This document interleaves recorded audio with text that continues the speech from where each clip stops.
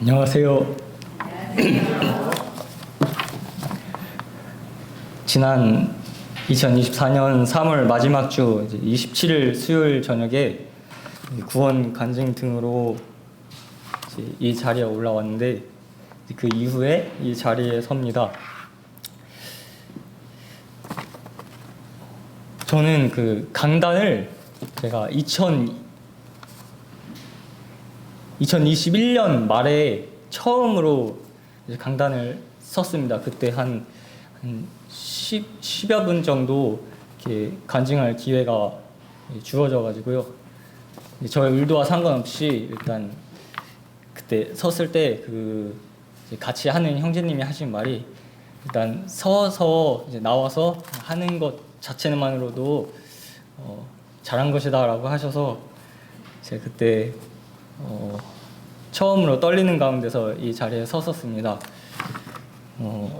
그때 제가 그 간증을 마치면서 그 기도 제목을 냈던 게 있는데 그때 제가 그 대학교에 관한 간증이었어요.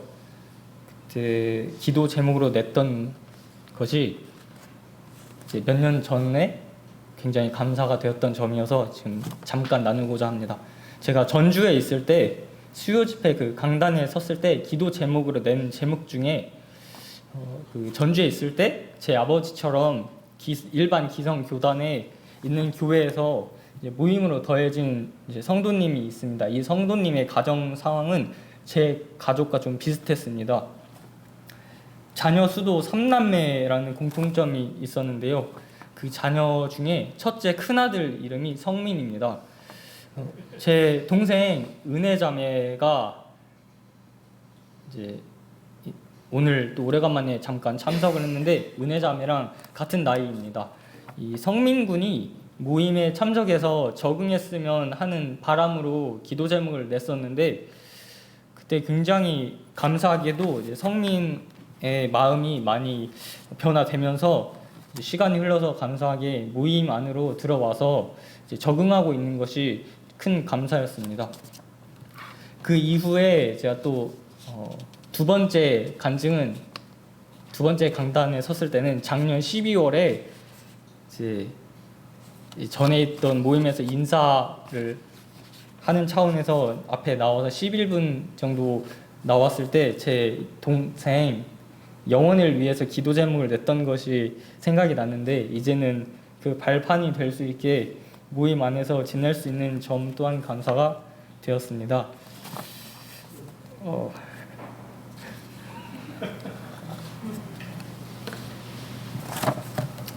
원래 준비한 내용에서는 짧은 내용이었는데 갑작스럽게 생각나는 점들로 좀 이어갔습니다.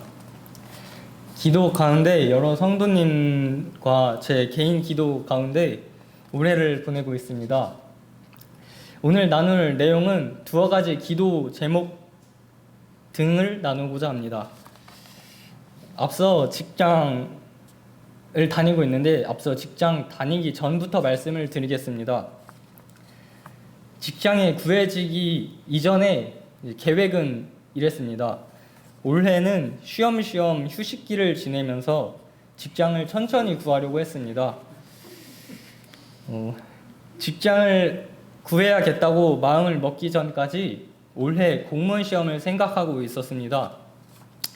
공무원 직렬은 지방직 사회복지 공무원을 준비하는 것이 계획이었습니다.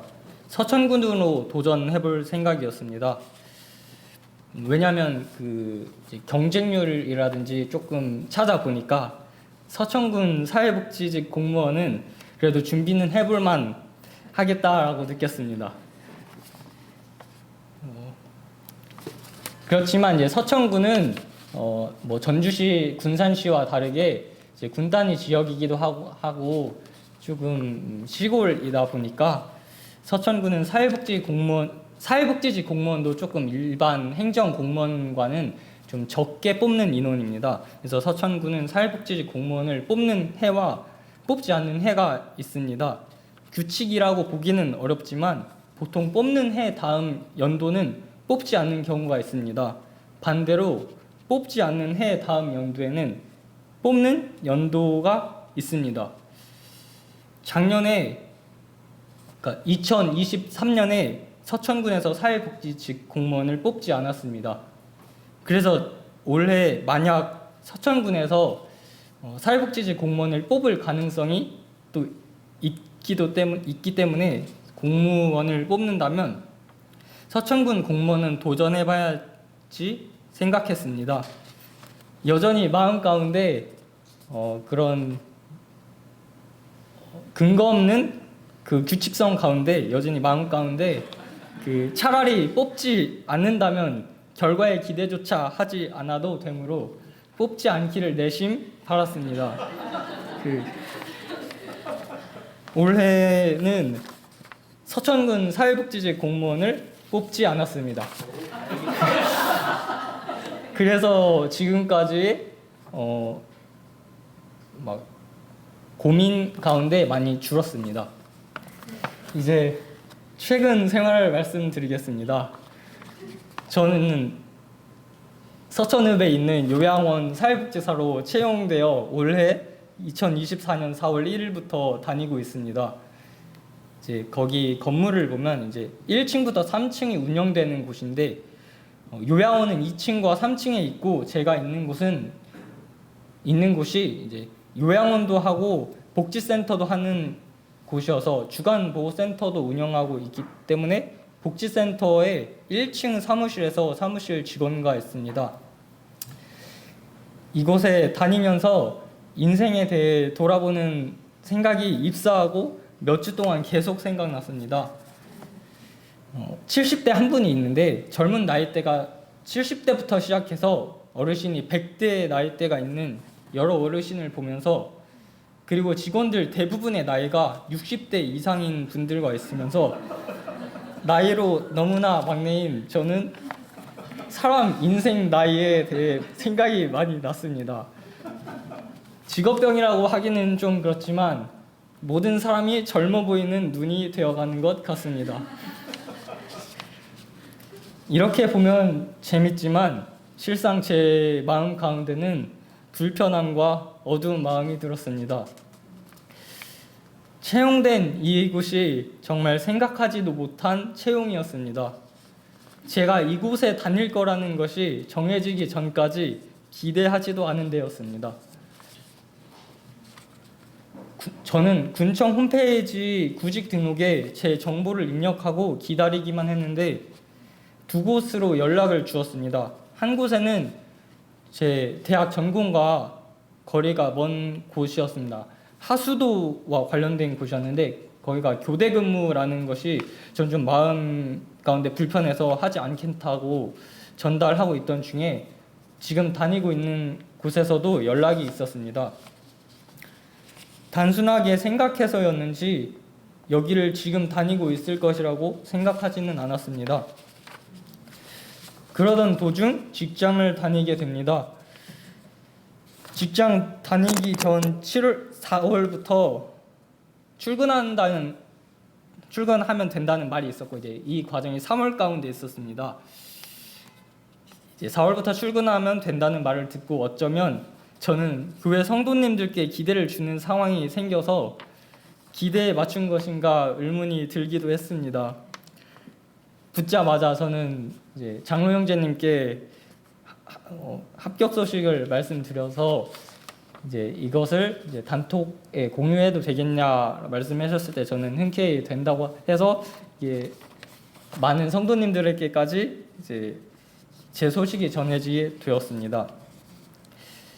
직장을 다니기 전부터 사실은 제가 아직 직장을 다니기 너무 부담이어서 첫 근무 전부터 마음가짐이 너무 큰 부담이었습니다. 4월 1일 월요일 출근했었고 일주일씩 직장 생활을 버티자 생각하며 4월을 보냈습니다. 여전히 사회생활 속 큰 긴장이 맴도는 중이지만 믿음의 선진 다니엘과 요셉과 모세 등을 통해 어려움을 극복하는 과정 또한 필요함을 4월, 5월 기간을 통해서 주님께서 요동하는 제 마음이 강해지도록 도움을 주셨습니다. 5월 중에 오늘 생활 간증 요청이 있어서 6월까지 직장을 다니고 있어야 간증할 거리가 될 것만 같아서 직장인을 참고 다녀야 할 명분임을 이 시간 속마음을 고백드립니다. 성도님들께서 저에게 관심이 있기에 직장에 대한 궁금증이 있으시겠다고 생각합니다. 그때마다 저는 어떤 표현으로 대답하는 게 나은가에 대해 생각이 많이 들었습니다. 저는 대학생 때 2번의 현장 실습을 경험하며 대한민국에서 일하시는 성도님들이 대단하심을 알았습니다. 주중 평일에 말씀 및 기도 등 집회에 참석하시는 성도님들을 존경하게 됩니다.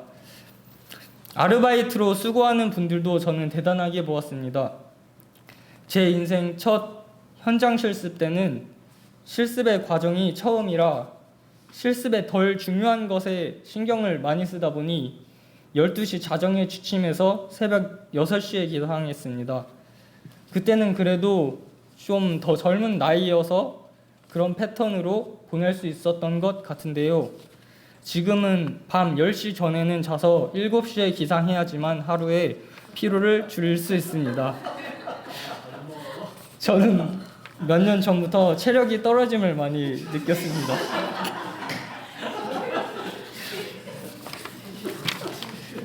그래서 체력을 늘리고 싶다는 생각만 있지 몸과 정신을 따라주기가 많이 힘들었습니다. 요즘은 오래간만에 중고등학생 때처럼 12시 전에 자게 되는 몸이 되었습니다. 어느덧 6월의 끝을 봅니다. 며칠 전 소식을 알립니다. 이것은 거의 광고와도 같은데요.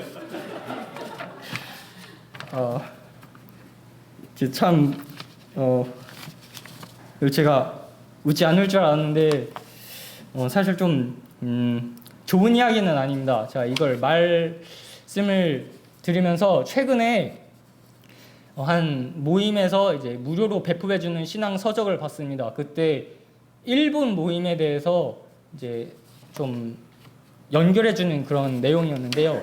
그때 일본 성도님들의 그 집회에 있었던 상황이 있었습니다. 그때 보통 간증을 하면 성공 사례만 를 보통 많이 하는데 실패 사례를 통해서 그것이 긍정적이든 부정적이든 또 그 가운데서 교훈이 있고 또 감동이 있을 것이라 생각하고 또한 연약한 형제에게도 또한 성숙한 성도들은 이 가운데서도 배울 점이 있을 것이라고 생각해서 또 계속 이어서 간증할 수 있습니다. 이제 말씀드릴 거는 저는 지금 직장을 조만간 그만 다닙니다. 많은 생각을 단순하게 끝내는 결론은 일찍이 현 직장 생활을 멈추고 저를 돌아보는 시간이 되었습니다. 오랫동안 진로에 대해 좀 더 기도할 수 있는 시간이기를 바라며 또 아까 사회 시간에 좀 찬송 2곡 중에 기쁨이라는 단어가 많이 들었습니다. 그 가운데서 올해 하반기와 내년 동안에 저의 모든 생활에 있어서 마음속에 기쁨이 가득해지기를 바랄 뿐입니다. 이 제목으로 한 가지를 이제 마치고 또 다음으로 넘어가려고 합니다. 이제 아시다시피 제 어머니와 남동생이 모임 안으로 더해졌습니다. 이렇게 된 과정은 자꾸 성도님들이 이제 많이 저에 대해서 많이 칭찬을 해주시고 그러는데 사실 그런 것보다는 이제 성도님들의 기도가 함께 했기에 주님께서 이 가정이 다시 하나로 모이도록 허락하신 것이라고 분별이 됩니다. 이 과정을 통해서 저는 몇 년 동안 생각나게 해주신 것은 믿음 없는 제 모습에 반성이 되는 시간이기도 했습니다. 저는 우리 가족이 다시 군산 번영록교회 안에 있을 것에 대해 기대가 많지 않았습니다. 작년 12월 말 올해 1월 초만 하더라도 아버지가 모임으로 복귀하는 큰 기대도 하지 않고 있었습니다. 감사한 것은 올해 1월에 아버지가 번영로 모임에 참석하게 되는 것이 생겼고, 올해 초 특별 복음 집회에 어머니와 남동생이 참석할 수 있었던 것도 감사한 부분이었습니다. 거기서 더 바라지 않았던 것은 그 이후에 어머니와 남동생이 꾸준히 여기 번영교회에 있었다, 그렇게 이상만 생각했지 실제 올 거라는 그런 믿음은 저는 없었습니다.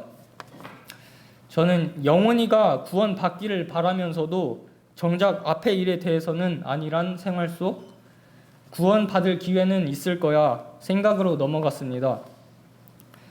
영원히가 모임으로 나왔으면 해서 영원히에게 군산 번영교회 언제 올 것인지 물어보기는 했습니다. 그렇게 물어봐서 영원히가 대답을 하면 어머니가 군산 번영교회에 나오면 영원히 자기도 나오겠다고 대답해 주어서 긍정적인 가능성이어서 그때는 약간 기대감은 하고 있었습니다. 기대한다면 기도도 필요한다는 말이 있습니다. 그때부터 영원히가 군산 번영로 교회에 나올 수 있기를 기대하며 기도했습니다. 이렇게 물어본 때는 제가 군산 번영로 교회 안에 있는 상태는 아니었습니다. 사실 저는 작년 부모님의 현실적인 생각으로 부모님의 모임으로 돌아온 것은 지금 생각해보면 이것 또한 기적이라고 생각합니다. 6월 2일 주일 이후로 새로운 경험을 합니다. 제가 모임을 잠시 떠나 기성교회에 있었을 때가 고등학교 2학년이었습니다. 제가 남동생과 나이 차이가 9살 차이 나는데 남동생이 고등학교 2학년에 모임에 올 수 있게 되었습니다. 2015년과 2024년 사이를 보며 시간이 흘러 있었음을 느낍니다. 2010년대 제 10대 시절과 2020년대 10대 시절을 주로 보내는 제 남동생과의 차이를 보면서 세대 차이를 통해 시간의 경과를 경험합니다. 이번 6월 말 간증 부탁을 받았을 때 부담이 많이 들었습니다. 이번은 PPT보다는 말로 소식을 전하려고 했습니다. 제 마음이 답답할 때 로마서 말씀으로 답답함을 풀 수 있었습니다. 같이 말씀을 찾아보겠습니다. 일단 로마서 5장입니다.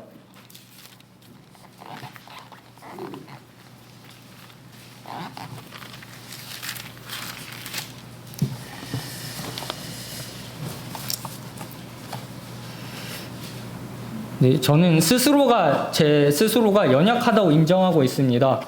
그래서 로마서 5장 6절을 보시겠습니다. 6절을 다 같이 읽겠습니다. 시작. 우리가 아직 연약할 때 기약대로 그리스도께서 경건하지 않은 자를 위하여 죽으셨도다. 이 말씀을 통해서 그리스도께서는 때에 맞게 해결책을 주신 것을 봤습니다. 우리가 여기 있는 시기도 주님이 허락하신 은혜의 때로 말미암은 것이라고 우리는 볼 수 있습니다. 방금까지 말씀드렸던 두 가지 기도 제목을 마무리 지으려고 합니다.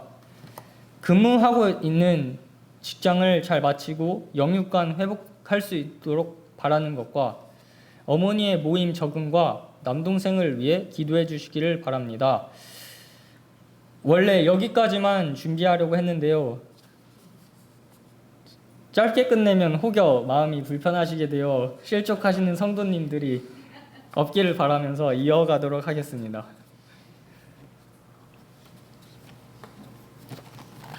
이번에도 말씀 하나 보겠습니다. 작년에 저를 붙잡아준 말씀 구절을 소개합니다. 요한 1서입니다.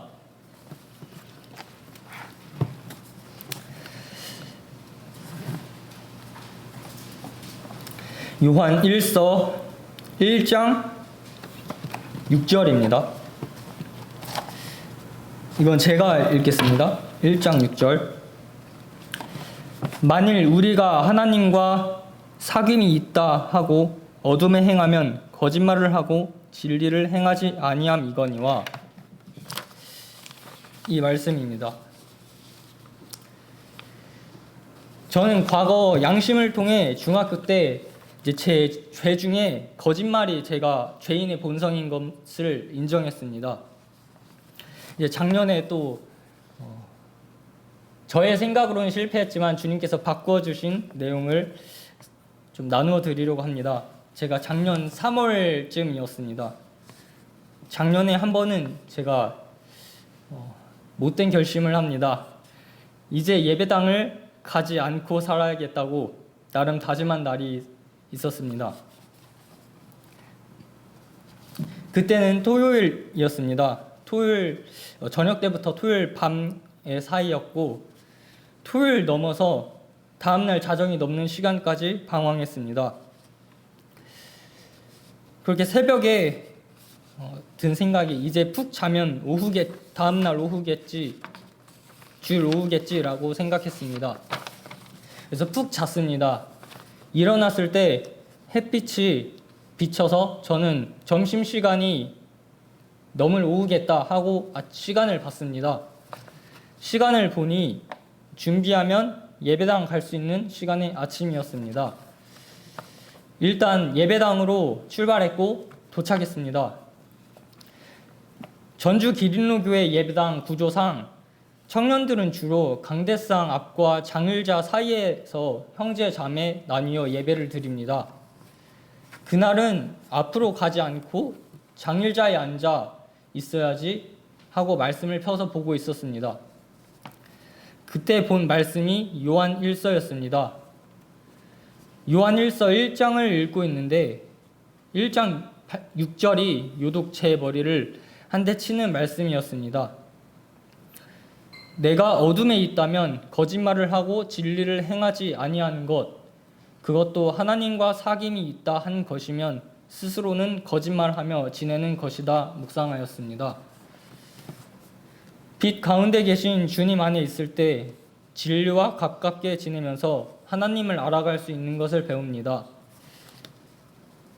방금 말씀드린 내용은 부끄러운 이야기였는데요. 그동안 저의 신앙이 계속 조금이나마 주님을 알고자 할 수 있음이 주님의 은혜임을 이 시간을 통해 말로 고백합니다. 그러면 이상으로 개인 생활 간증 마치겠습니다. 감사합니다.